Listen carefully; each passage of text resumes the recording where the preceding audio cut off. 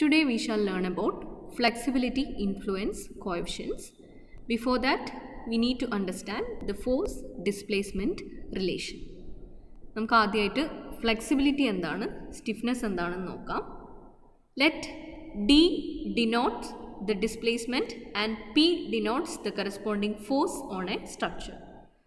നമ്മുടെ സ്ട്രക്ചറിൽ P എന്ന് പറയുന്ന ഒരു ഫോഴ്സ് ആക്ട് ചെയ്യുന്ന സമയത്ത് D എന്ന് പറയുന്ന ഒരു ഡിസ്പ്ലേസ്മെൻറ്റ് ഉണ്ടാവുകയാണെങ്കിൽ then we can say that the force acting on a structure and corresponding displacement will be directly proportional. That is, D is directly proportional to P. Then നമുക്ക് D is equal to എന്നുള്ള രീതിയിൽ മാറ്റാൻ വേണ്ടി നമ്മളൊരു proportionality constant multiply ചെയ്യാണ്. Then D is equal to F into P. Then when P is equal to 1, D is equal to F. അതായത് നമ്മുടെ ലോഡിൻ്റെ value 1 ആവുന്ന സമയത്ത് ഉണ്ടാവുന്ന ഡിഫ്ലക്ഷൻ്റെ വാല്യൂ എഫ് ആയി മാറും. That is this constant F നമുക്ക് എങ്ങനെ ഡിഫൈൻ ചെയ്യാൻ പറ്റും? ഒരു യൂണിറ്റ് ലോഡ് സ്ട്രക്ചറിൽ ആക്ട് ചെയ്യുമ്പോൾ ഉണ്ടാവുന്ന ഡിഫ്ലക്ഷനാണ് എഫ് എന്ന് നമുക്ക് ഡിഫൈൻ ചെയ്യാൻ പറ്റും. And F is the flexibility of the structure. Then the flexibility can be defined as the displacement produced by a unit force. അടുത്തതായിട്ട് നമുക്ക് സ്റ്റിഫ്നെസ്സിനെയാണ് ഡിഫൈൻ ചെയ്യേണ്ടത്. നമ്മൾ ഫ്ലെക്സിബിലിറ്റീനെ ഡിഫൈൻ ചെയ്തു. Flexibility is the displacement produced by a unit force. Similarly നമ്മൾ D is directly proportional to P എന്ന് പറഞ്ഞതുപോലെ നമുക്ക് P is directly proportional to D എന്നും പറയാം. അതായത് force is directly proportional to the displacement എന്നും നമുക്ക് പറയാം. Then we can replace this equation as P is equal to K into D. ഇവിടെ നമ്മൾ പ്രൊപ്പോർഷണാലിറ്റി കോൺസ്റ്റൻ്റ് ആയിട്ട് യൂസ് ചെയ്യുന്നത് K ആണ്. ആൻഡ് നമുക്ക് K എങ്ങനെ ഡിഫൈൻ ചെയ്യാം? when D is equal to 1, displacement 1 ആവുമ്പോൾ P is equal to K. Or we can define stiffness as force required to produce unit displacement. അതായത് ഡിസ്പ്ലേസ്മെൻറ്റിൻ്റെ വാല്യൂ 1 ആകുമ്പോഴാണ് K is equal to P ആയി മാറുന്നത്. അതായത് displacement unit ഡിസ്പ്ലേസ്മെൻറ്റിൻ്റെ സമയത്തുള്ള force, അതായത് K can be defined as the force required to produce unit displacement. അങ്ങനെയാണ് നമ്മൾ സ്റ്റിഫ്നെസ്സിനെ ഡിഫൈൻ ചെയ്യുന്നത്. So stiffness is the force required to produce unit displacement, whereas flexibility is the displacement produced due to a unit force. Also, K is equal to P by D, load by deflection, and F is equal to D by P, deflection divided by load. Now let's see the derivation of flexibility matrix for structures. So consider this continuous beam shown in figure. 3 hinge support ulla oru beam subjected to 3 forces, concentrated loads P1, P2 and a moment P3. Then the corresponding displacements be D1, D2 and D3. We know that displacement D is equal to flexibility F into load P. And when P is equal to unity, D is equal to F. That is flexibility. Now considering the displacement of one point due to different loads at a time. അതായത് ആദ്യം നമ്മൾ P1 മാത്രം apply ചെയ്യും, അതിനുശേഷം P2 മാത്രം apply ചെയ്യും, അതിനുശേഷം P3 എന്ന് പറയുന്ന മൊമെൻറ്റ് മാത്രം അപ്ലൈ ചെയ്യും. അപ്പം first case we are applying a unit load P1. നമുക്കിവിടെ ഫ്ലെക്സിബിലിറ്റി ആണ്, നമുക്ക് ഫ്ലെക്സിബിലിറ്റി മാട്രിക്സ് ആണ് ഡിറൈവ് ചെയ്യേണ്ടത്. അതുകൊണ്ട് തന്നെ നമ്മൾ ഫോഴ്സ് യൂണിറ്റ് ഫോഴ്സ് ആണ് ഇവിടെ അപ്ലൈ ചെയ്യാൻ പോകുന്നത്. ഈ ഓരോ ലോഡും നമ്മൾ 1 by 1 ആയിട്ടാണ് അപ്ലൈ ചെയ്യാൻ പോകുന്നത്. അപ്പോൾ ഫസ്റ്റ് കേസ് എന്ന് പറയുന്നത് നമ്മൾ യൂണിറ്റ് ലോഡ്, ആ P1ൻ്റെ പൊസിഷനിൽ നമ്മൾ യൂണിറ്റ് ലോഡ് അപ്ലൈ ചെയ്യാണ്. അപ്പോൾ ഉണ്ടാവുന്ന ഡിസ്പ്ലേസ്മെൻറ്റ്, അതേ പോയിന്റിൽ ഉണ്ടാവുന്ന ഡിസ്പ്ലേസ്മെൻറ്റ് എന്ന് പറയുന്നത് F11 ആണ്. ആൻഡ് P2ൻ്റെ പൊസിഷനിൽ P2 ആക്ട് ചെയ്യുന്ന പോയിന്റിൽ ഉണ്ടാവുന്ന ഡിസ്പ്ലേസ്മെൻറ്റ് എന്ന് പറയുന്നത് F21 ആണ്. അതുപോലെ P3 കൊണ്ടുണ്ടാവുന്നത് P3ൻ്റെ പൊസിഷനിൽ ഉണ്ടാവുന്ന റൊട്ടേഷൻ. ഇവിടെ മൊമെൻ്റ് ആയതുകൊണ്ട് P3 എന്ന് പറയുന്നത് ഒരു മൊമെൻ്റ് ആയതുകൊണ്ട് ഇവിടെയുള്ള റൊട്ടേഷൻ എന്ന് പറയുന്നത് F31 ആയിട്ടാണ് നമ്മൾ എടുക്കുന്നത്. ആദ്യം നമ്മളൊരു ബീം കൺസിഡർ ചെയ്തു. അവിടെ P1, P2, P3 എന്ന് പറയുന്ന 3 ഫോഴ്സസ് ആക്ട് ചെയ്യാണ്. P1 concentrated ലോഡാണ്, P2 concentrated ലോഡാണ്, P3 എന്ന് പറയുന്നത് മൊമെൻ്റ് ആണ്. അപ്പോൾ ഈ ഒരു സ്ട്രക്ചറിൽ നമ്മൾ ഫ്ലെക്സിബിലിറ്റി മാട്രിക്സ് കണ്ടുപിടിക്കാൻ വേണ്ടി ആദ്യമായിട്ട് നമ്മൾ P1ൻ്റെ പൊസിഷനിൽ ഒരു യൂണിറ്റ് ലോഡ് അപ്ലൈ ചെയ്തു. അപ്പോൾ P1ൻ്റെ ഡിറക്ഷനിലുള്ള ഡിസ്പ്ലേസ്മെൻറ്റ് എന്ന് പറയുന്നത് F11 ആണ്. P2ൻ്റെ നേരെയുള്ള ഡിസ്പ്ലേസ്മെൻറ്റ് എന്ന് പറയുന്നത് F21 ആണ്. P3ക്ക് കറസ്പോണ്ടിങ് ആയിട്ടുള്ള P3ൻ്റെ ഡിറക്ഷനിലുള്ള റൊട്ടേഷൻ എന്ന് പറയുന്നത് F31 ആണ്. ഇവിടെ റൊട്ടേഷനാണ് കൺസിഡർ ചെയ്യേണ്ടത്, P3 മൊമെൻ്റ് ആയതുകൊണ്ട്. ഇനി അടുത്തതായിട്ട് നമ്മൾ P2ന് പകരം നമ്മൾ ഒരു യൂണിറ്റ് ലോഡ് അപ്ലൈ ചെയ്യാണ്. അപ്പോൾ P1 ഉണ്ടായിരുന്ന സ്ഥലത്ത് ഇപ്പോൾ ഉള്ള ഡിഫ്ലക്ഷൻ എന്ന് പറയുന്നത് F12 ആണ്. P2ന് കറസ്പോണ്ടിങ് ആയിട്ടുള്ള, അതായത് P2ന് പകരം നമ്മളിപ്പം യൂണിറ്റ് ലോഡാണ് അപ്ലൈ ചെയ്തിട്ടുള്ളത്, അവിടെയുള്ള ഡിസ്പ്ലേസ്മെൻറ്റ് എന്ന് പറയുന്നത് F22 ആണ്. ഇനി P3ൻ്റെ ഡയറക്ഷനിലുള്ള റൊട്ടേഷൻ എന്ന് പറയുന്നത് F32 ആണ്. മൂന്നാമതായിട്ട് നമ്മൾ P3ക്ക് പകരം ഒരു യൂണിറ്റ് മൊമെൻ്റ് അപ്ലൈ ചെയ്തു. അപ്പോൾ നമ്മുടെ P1 ഉണ്ടായിരുന്ന പൊസിഷനിൽ നമുക്ക് കിട്ടിയ ഡിഫ്ലക്ഷൻ എന്ന് പറയുന്നത് F13 ആണ്.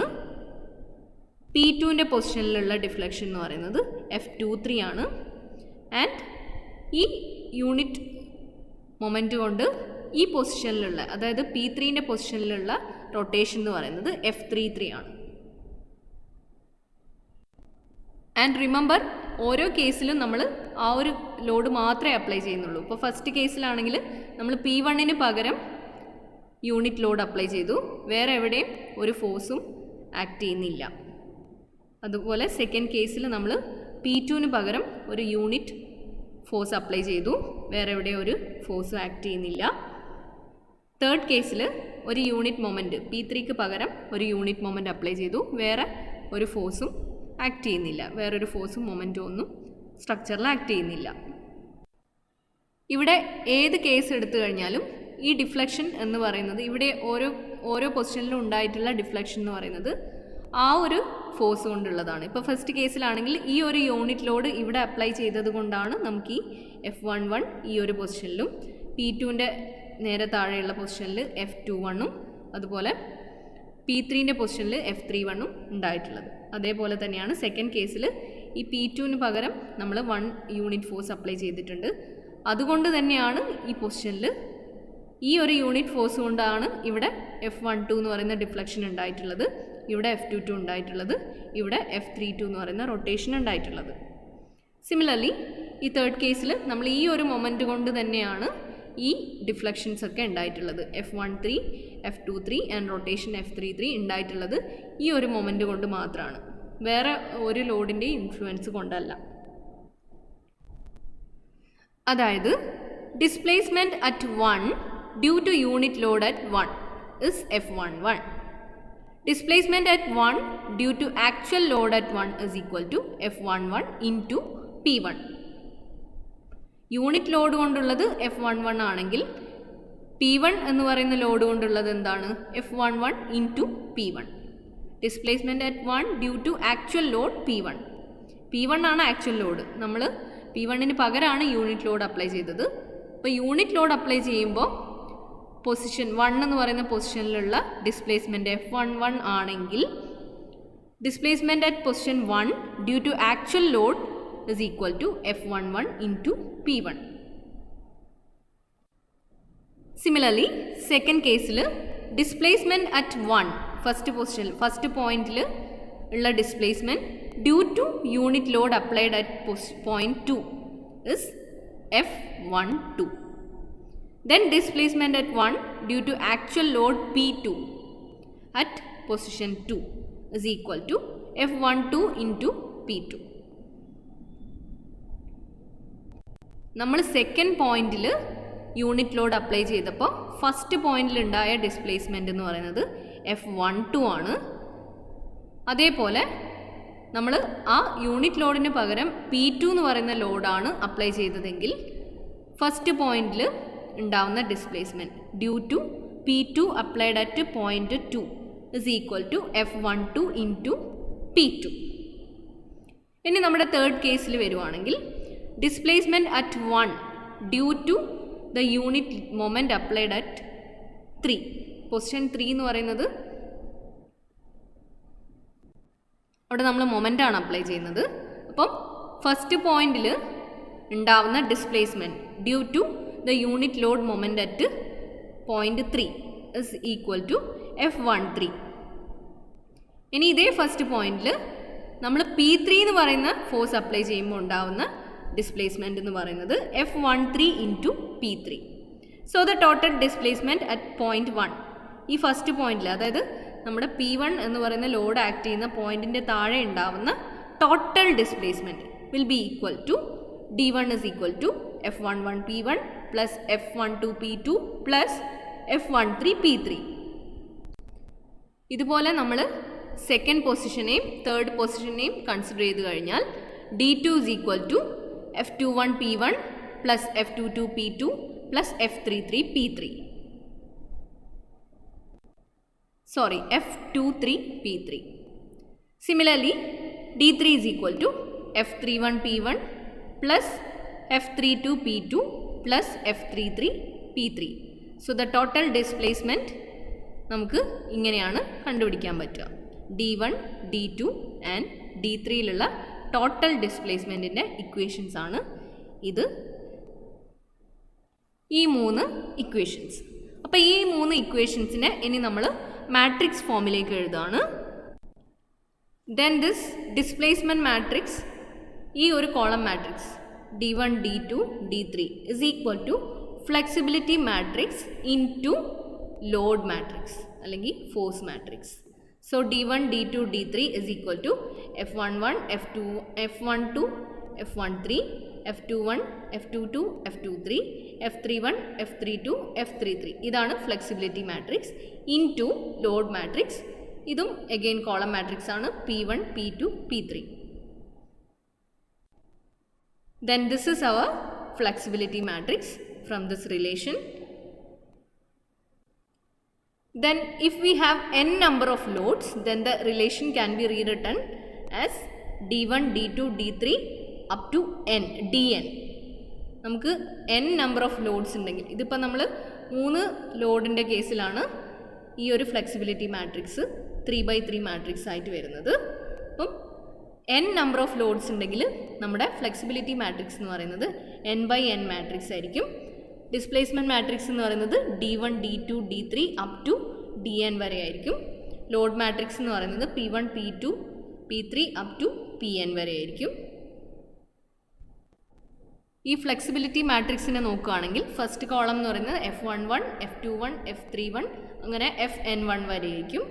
സെക്കൻഡ് കോളം എന്ന് പറയുന്നത് F12, F22, F32 അങ്ങനെ Fn2 വരെ.